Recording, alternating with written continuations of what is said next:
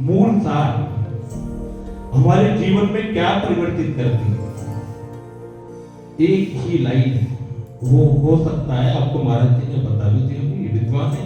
सबसे बड़ी बात ये है कि आप सबको हिंदी भाषा में कथा प्रवचन करके बताते हैं, और सबसे बड़ी विडंबना भी धर्म संसद में भी यही आई थी कि नई पीढ़ी सनातन से जुड़ना तो चाहती है, लेकिन हे गुरुजनों, ऐसे कोई शास्त्र को परिवर्तित कर दो तो हमारे लिए शास्त्र आसान हो जाए, संस्कृत हो जाए। तो मैं ये कहता हूँ, इन्होंने इस शास्त्र को पहले भी हिंदी भाषा शैली में परिवर्तित कर रखा है, और जिसे कुछ नहीं आता वो बिना बैठकर श्रवण मात्र से 9 दिन में से 9 घंटे की या 9 मिनट की भी कथा अगर मन में उतारेगा तो जीवन तो सार्थक हो जाएगा।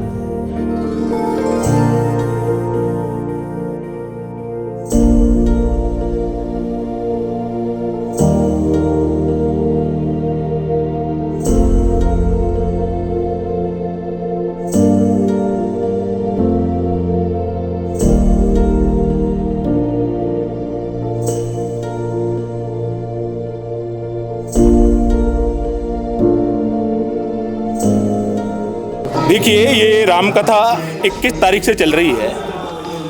इसमें श्री रामकथा मर्मज्ञ की उपाधि से इन्हें सम्मानित किया गया, क्योंकि इनकी ये विशेषता है कि ये हिंदी भाषा में रामचरितमानस की चौपाइयों का वर्णन करते हुए रामकथा का गुणगान करते हैं, प्रभु श्री राम का गुणगान करते हैं, हनुमान जी महाराज का गुणगान करते हैं। इसलिए आज इन्हें श्री रामलला अयोध्या जी सेवा समिति की ओर से श्री रामकथा मर्मज्ञ की उपाधि प्रदान की गई।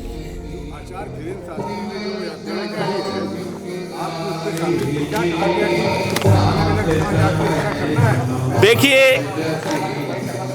आज की स्थिति सबसे ज्यादा तो सनातन को मजबूत करने की, हम हिंदुओं को एकजुट करने की। क्या है कि अब जो समय चल रहा है, मैं नहीं चाहता हूं कि कोई भी दास, कोई भी आचार्य, कोई भी मटका महंत आज जो बांग्लादेश के चिन्मय दास जी के साथ हो रहा है, ऐसा हमारे दासों के साथ हो। ऐसा समय कि पुनरावृत्ति भारत देश में नहीं होनी चाहिए।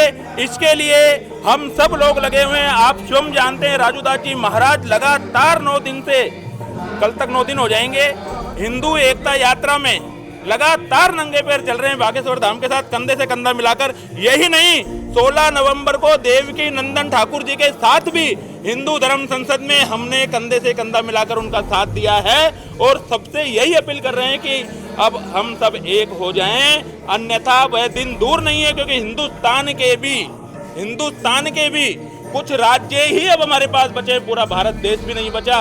ये डर अब हमें सताने लगा है, और इसी डर को हमें निकालने के लिए एकजुट होकर के, सबको एकजुट करके ही हम हमारी सनातन पर विजय प्राप्त कर सकेंगे।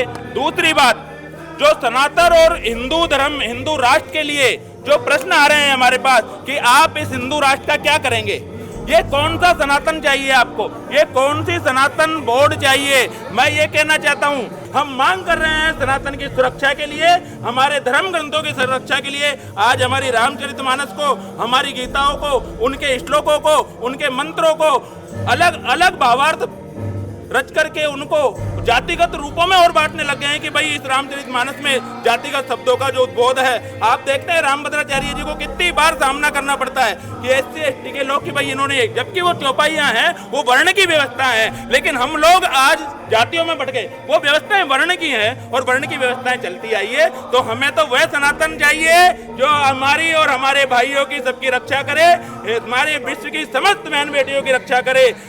ऐसा सनातन हमें चाहिए।